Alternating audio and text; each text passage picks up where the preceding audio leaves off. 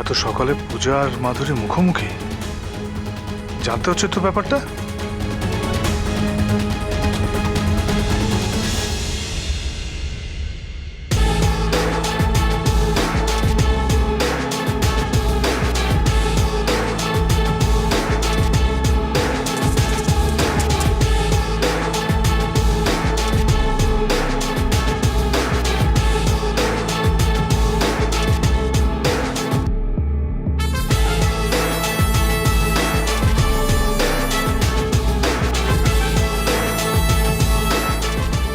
তোমার সুখের সংসারে আগুন লাগিয়ে দিয়েছি মহারাজ, দেখো বাঁচাতে পারো কিনা।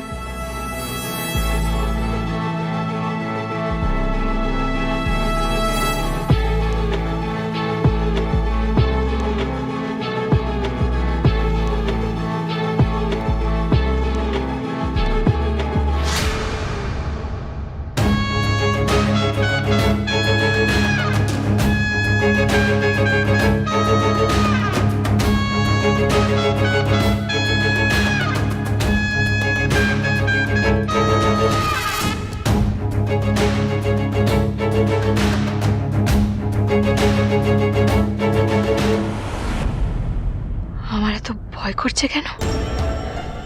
আমি যেটা ভাবছি মাধুরী দি কি সেটাই বলতে এসেছিলেন?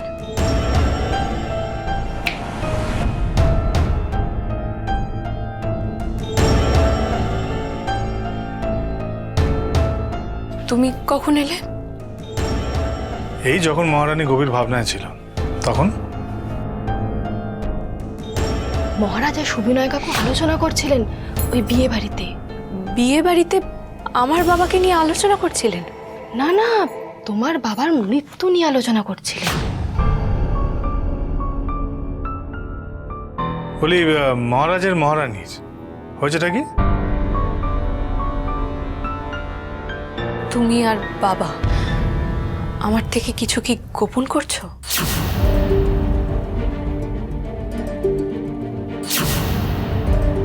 মহারানী হঠাৎ এই প্রশ্ন কেন করলো? বলো না প্লিজ, তুমি আর বাবা আমার কাছ থেকে কিছু লুকোচ্ছ না তো? মাধুরী কি আমার আর বাবার কনভারসেশন শুনেছে? আমায় তুমি কখনো মিথ্যে বলো না মিস্টার কুল।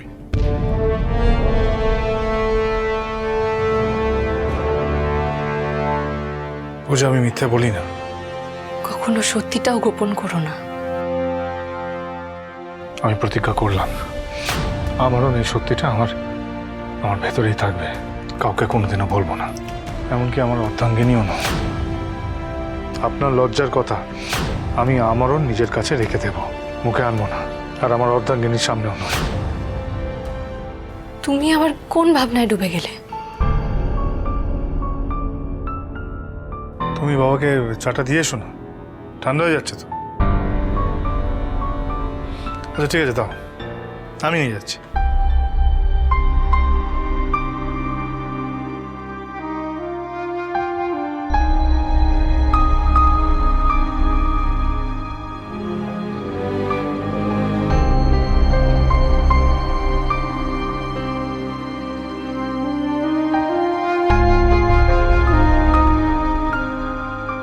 তুমি আমার কাছে তোমার মনের কথা গোপন করছো মিস্টার কুল।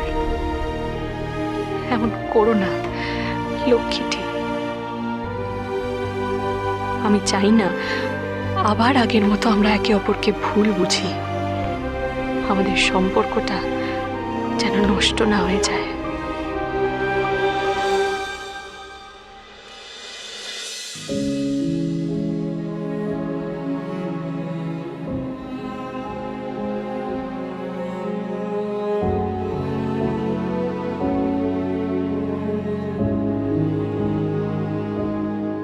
মহারাজ এলি?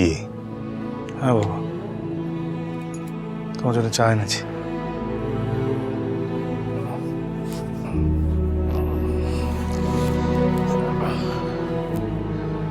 হ্যাঁ রে মহারাজ, পূজার বাবা আমাকে নিশ্চয় ক্ষমা করে দেবেন বল? হ্যাঁ,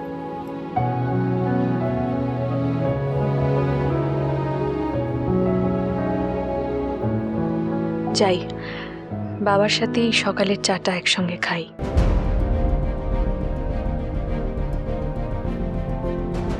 তুমি তো ওনাকে ইচ্ছাকৃত মারোনি বাবা, কেন গিল্টি ফিল করছো? মা মনে হয় বিয়ে বাড়ি থেকে একেবারে প্রিয়াঙ্কা দিদিকে নিয়েই ফিরবেন। আচ্ছা মহারাজ, পূজা মা যদি সত্যিটা জানতে পারে তখন? তোমাকে আমাকে দুজনকেই ভুল বুঝবে আর কি।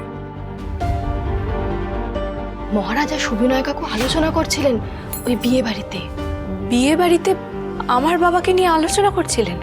না না, তোমার বাবার মৃত্যু নিয়ে আলোচনা করছিলেন। ভুল বুঝবে না মহারাজ। এই ও ভুল বুঝলেও তুই কিন্তু নিজে মুখে পূজা মাকে কিচ্ছু বলবি না, হ্যাঁ? বাবা, আমি তোমার কাছে প্রতিজ্ঞা করেছি, আমি কি করে বলবো?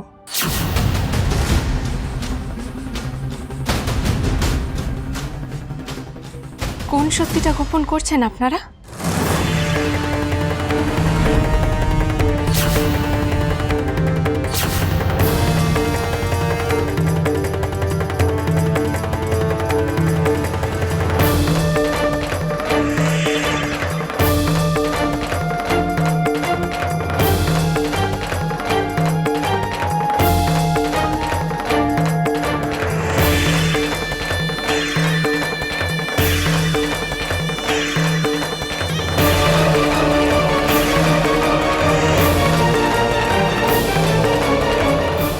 আমাকে প্লিজ বলুন না। দেখ, আমরা আবার কি লুকাবো বল দেখি, কি যে বলিস না। আমাকে এভাবে ঠকাবেন না আপনারা। কি হলো? কে আবার কাকে ঠকালো? এই যে বাচাল মেয়ে, কি তুমি কি এবার তোমার শ্বশুর মশাইকেও ঠকবাজ বলছো?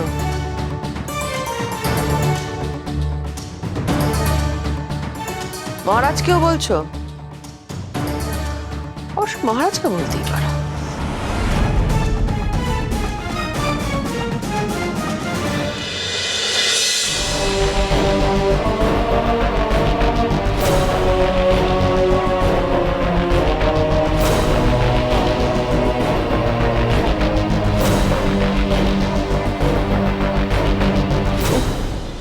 মাঠ ছেড়ে পালিয়ে গেল, ধরা পড়ে গেছে বোধহয়।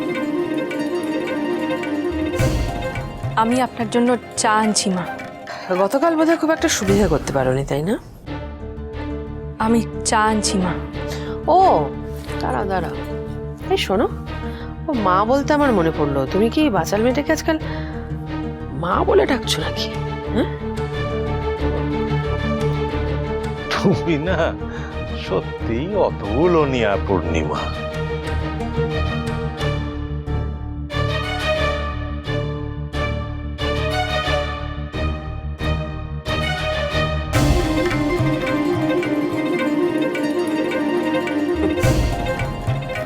আজকে ঘর থেকে বেরোলে দুজন, এবার তোমাদের দুজনকে বাড়ি থেকে বের করব।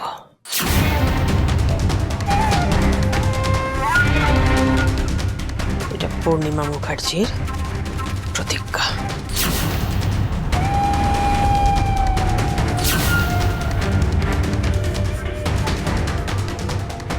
এই তো চাই, এবার মহারাজের মা নিজেই প্ল্যান করে মহারাজের বউকে এই বাড়ির থেকে তাড়াবে।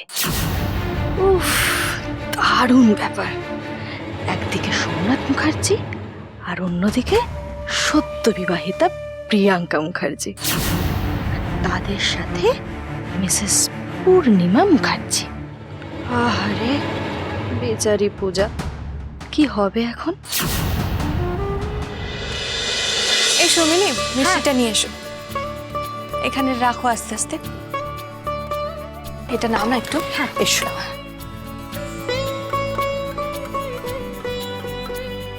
ব্যাস, বরণ ডালাটাতে দুটো অপায়া মিলে হাত দিয়ে বসে রইল।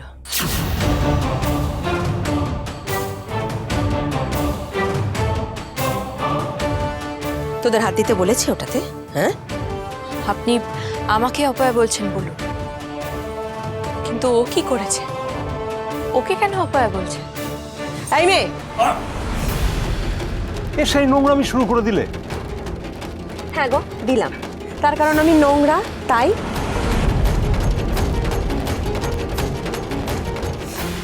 কিন্তু আমি যে আর কোনো নোংরামো সহ্য করব না মা।